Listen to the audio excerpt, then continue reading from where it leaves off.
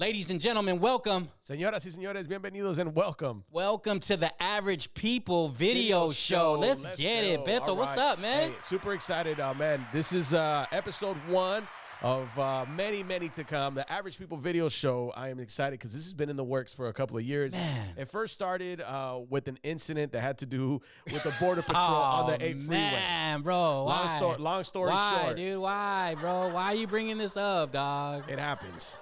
It's true. It was an average situation that a lot of people deal with, right? But it has been a long time coming, man. 6 or 7 years we've been working on this concept.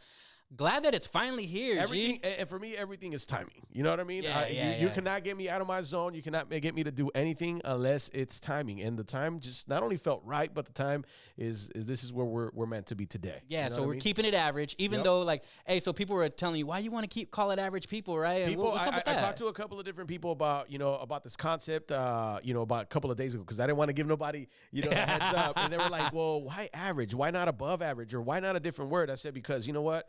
I am not higher than you. I'm not lower than you. I am equal to you. And you and I, we're average folks, man. We get up, we do the same things, we eat the same, we go to the restroom the same. Hopefully we shower the same. You know what I'm saying? Whatever it is, we're average folks. You know what I'm saying? Yeah, We're not Hollywood. We're not beyond anybody else. We're not too cool for school. We're just a random average citizen. Yeah, and I think that we want to be relatable, right, to the average people that are out there. To be relatable. And I mean, I really feel like we're grounded, that we have an understanding of what life is like out there. Yep. I'm a parent. I'm married.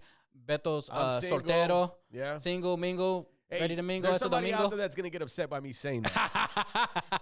No, but I'm just saying we have a different perspective on life. Yeah. And I also think that we can be relatable to things that are really out there too for y'all. So and we have a lot of great life experiences, man. We've been through a lot, goods and bads, and not only on our own, but also together. Derrick and I, we've hustled the trenches together, and literally the trenches together. Yeah, I you know got what you. I mean? Before we started, the whole Average People, man, and before radio really, kick started for me, man. Yeah. Derrick and I we were working construction together, bro. Man, Nobody dude, digging knows that. holes, Nobody plumbing. knows that. We kept that on the low because what was it, the ego trip, or was it a pride, or was it like, what was it, bro? Like, I don't know, we man. never really talked about that. I'm grateful for those days. Those were the days that not only united us but also brought us together, and we were facing the struggles, bro, because radio at that time really wasn't working out for me after being in radio for like, I don't know, at that time it was like 15 years. Right. 10 years. I don't know how long it was. A long time. And I remember one day we were working at this lady's house, and she's like, so, like, what is it that you really do for a living? And I was like, well, I really do radio, but it ain't working out for me, so I'm out here working construction. And she was like, really? And like, I to this day, I still want to go back to that lady's house and be like, man, we surpassed that. You know what I'm saying? Yeah. Like, we were able to learn something and keep it pushing. And that's where life wanted to take us at that time. And look, today brought us to this. Yeah, I think that in life you go through seasons, right? And you never know what the world or what your higher power is preparing you for. And I think that it was very humbling during those times, man. Very. Super creatives in one space, but doing something completely different, really tying down, understanding discipline, understanding what it takes to just make it happen and survive through the next day, but also understanding camaraderie, collaboration, and also just like growing together, man. And I'm grateful for those seasons, man. And I'm happy for what's in front of us right now, especially through the Average People video show. I know that we're going to not only be able to create and provide a lot of dope content, but also represent people in our community and in our society that hold it down and have like-minded viewpoints. And when you see us, say, what's up, man? I'm super chill. Man, dude. I'm super chill. I don't know about you, Derrick. Are you super chill, man? Hey, it's funny, too, because I saw on your IG, you say, hey, when you see me, say what's up. And it's what's cool, up. man, because, dude, we'll be out in public, man, and people will say, what's up? Hey, Beto. We're driving, riding our bikes down the street. Beto, hey. Yeah. And it's really cool because you always take the time and you stop because I feel like you remember those days. You know what I'm saying? You got to stop and talk to people, bro. That's where it's at. You know what I'm saying? Humble hustle. So just so you know, my name is Beto Perez. Hey, my name is Derrick Santiago. And a big thank you to our producer, video editor, the man that does it all, Matthew, man. Matthew, what up, Matthew? Something about Matthew, man. I'll give you this, bro, because we attempted this not too long ago, and folks just weren't with it. And I was like, nah, bro, we're not doing it. And it's always, for me, it's always timing. And just knowing that Matthew showed up on time, knowing that we are here doing this together, it means that our timing is right. Yeah, he got off on the good foot. He showed up on. Why is it important to show up on time? Because that is the sign that you really want to work and you really want to get it. You know, when we were you know, trying to get to where we're at today, like, it was very important to show up on time. Not only, you know, very important. I mean, I was taught if you show up on time, you're late. You should be there at least 15 minutes beforehand. I was late then, man. You know what I'm saying? Well, yeah, but it's all right. You're the star of the show, so you straight. Stop it, hey, man. but I'll tell you what, though, like, it's also being responsible and respectful of people's time. Because time is a commodity in life. We can never get back. Yep. You know how much money you have in the bank. You don't know how much time you have on the clock. So thank you, Matthew, man, holding it down, man. Go. Our first dude representing. He's an average person, man. Hopefully he didn't forget to hit record. Hey, dog, I'll tell you what, man. That sounds like something that I would do. Yeah.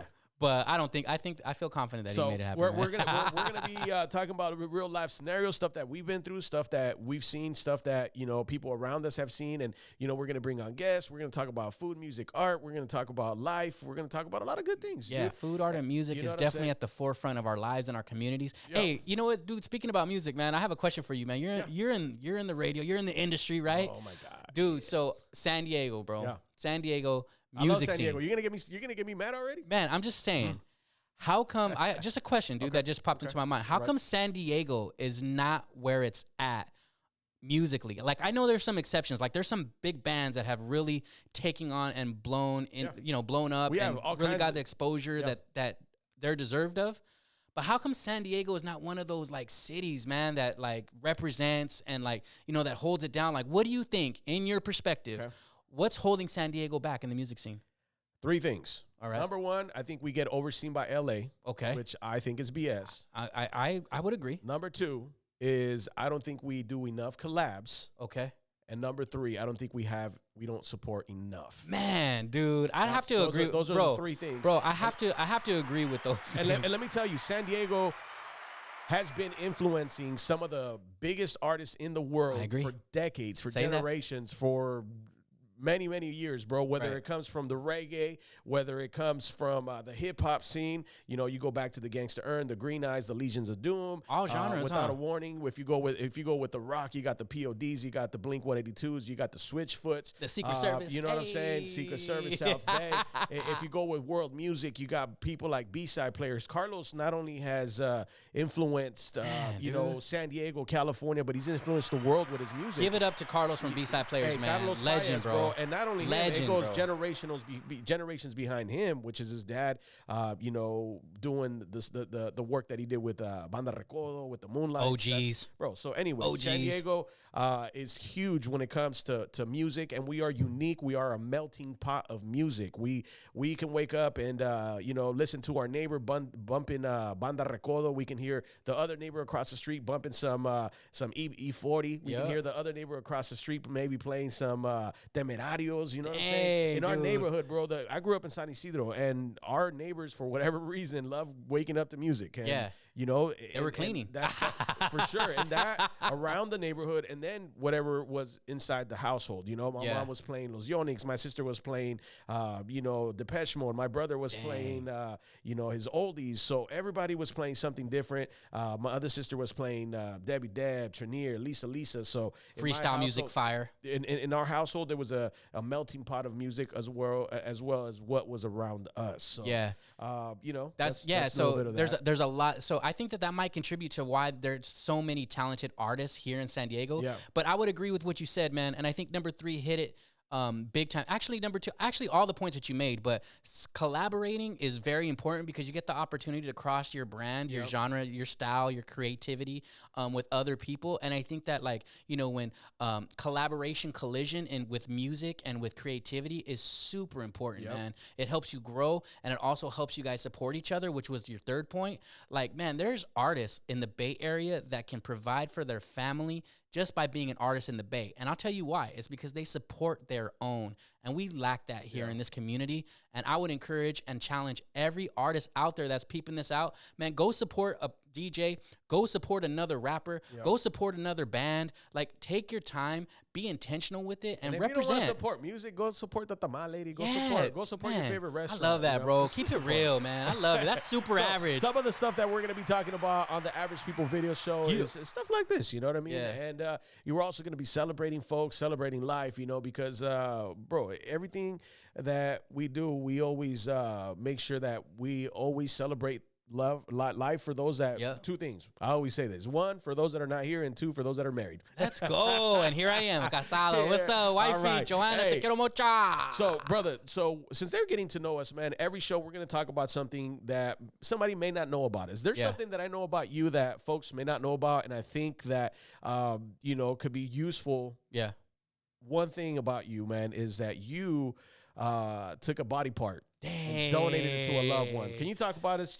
Take us through the kidney experience, man. Because you don't like to talk about this.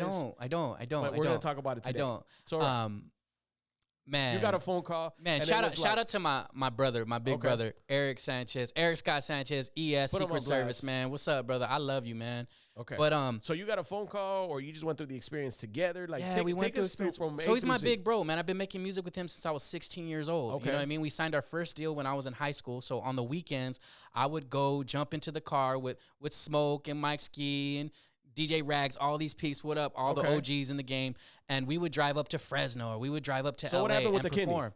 Yeah, so basically, long story short, we went through this whole music scenario, and then we got back in the studio, and we started getting hindered because of Eric's condition. Okay. You know what I'm saying? So, like, Eric would be... And this is something that he's had for a long time? No, it started happening... As he got older. He started having these issues, and then he got prescribed this particular medication that actually sped up the process of his kidney failure. Oh, wow. Yeah, he was prescribed the wrong medication, and it sped up the kidney failure scenario. Wow. So time was running short. Right, exactly. Okay. And then so basically him and I were working together at an attorney service downtown San Diego, and I was literally working right next to him, and I was seeing him suffer. Wow. And so God put it on my heart, man, and I was talking with wifey, and you know, we had a 2-year-old at the time, and I was like, babe, I feel like the Holy Spirit is leading me to donate a kidney to him.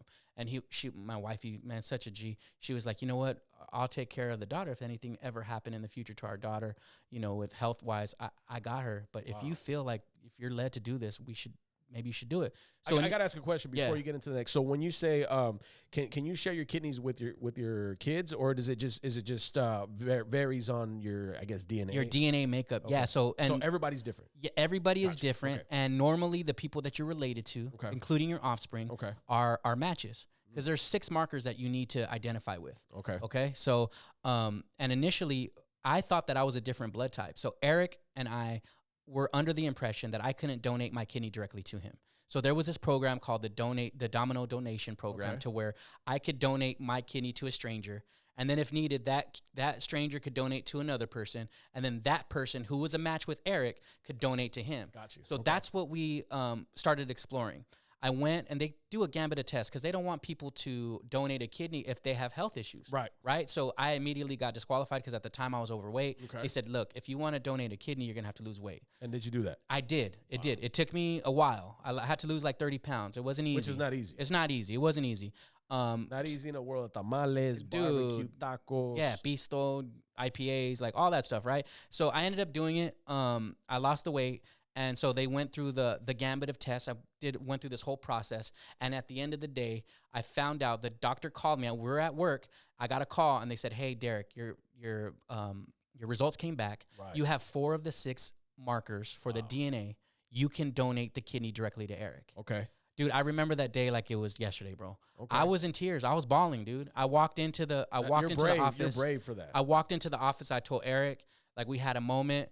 And then, yeah, man, December 10th, 2010, man, by the grace of God, I was able to donate my kidney. Eric's, you know, happily ever after.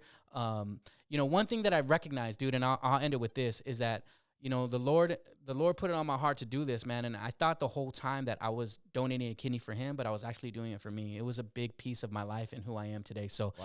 I love you, that's E. Deep. I love you, E. Hey, make sure you're a donor on your driver's license, man. And that's average people stuff. That's right, average, super average people, man. But tell me, you know what? Hey, what? You put me on the spot, dog. You put me on the spot. Let me tell you something, dude, that I appreciate about you. Okay. You're the first person that I know from the South Bay. Yeah.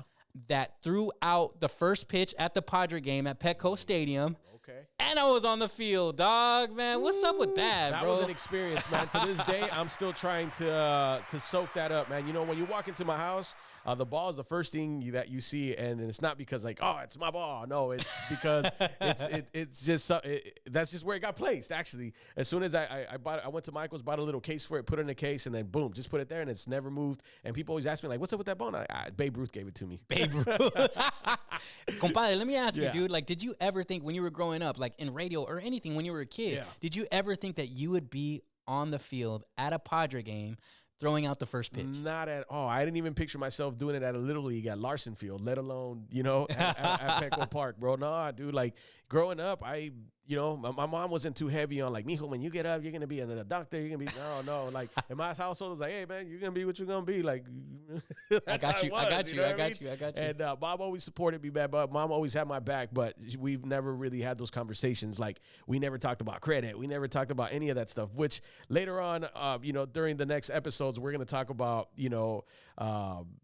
mom and credit and all that stuff. But anyways, man, I never in a lifetime thought that I would be throwing the first pitch at Petco Park, and it was an experience, man. Yeah, super average, right? Yeah, for sure. Hey, so that's something that you're going to be getting on the Average People video show, man. And dude, we got to say a big thank you again to Matthew for showing up on time and putting in his time and his effort. You know, none of us are getting paid. We're not doing this for that. We're doing this to pretty much put our life in a time capsule and record history. Yeah, you know we definitely are going to produce content that's going to be powerful, important to you guys. Yeah. We know that it's going to be super dope, and we look forward to the journeys that we're going to have in the future. And big shout out to 2 Streams. Man, 2 Streams in the building. Look at this beautiful facility, man. We're going to continue to showcase them. And yeah, man, average people. And when you come to 2 Streams, man, you can always take a little walk down about 500 yards, and you're going to find bomb restaurants called Las Tres Catrinas. Las Tres Catrinas. Hey, big thank you to Tony and Renee for allowing us to use their space. You know, we appreciate you for that, man. But you can always follow me, man. My name is Beto Perez. My Instagram is at Cali Burrito. Yeah, my name is Derrick Santiago. You can find me on Instagram at Santi, the number 6, and then 19 spelled out. But man, thank you so much for your time, compadre. So difficult, dude. What are you talking about? Everybody wants to try to jack my name, man. So I made it look sexy, and it's banging, and it's 619 in the building. Oh.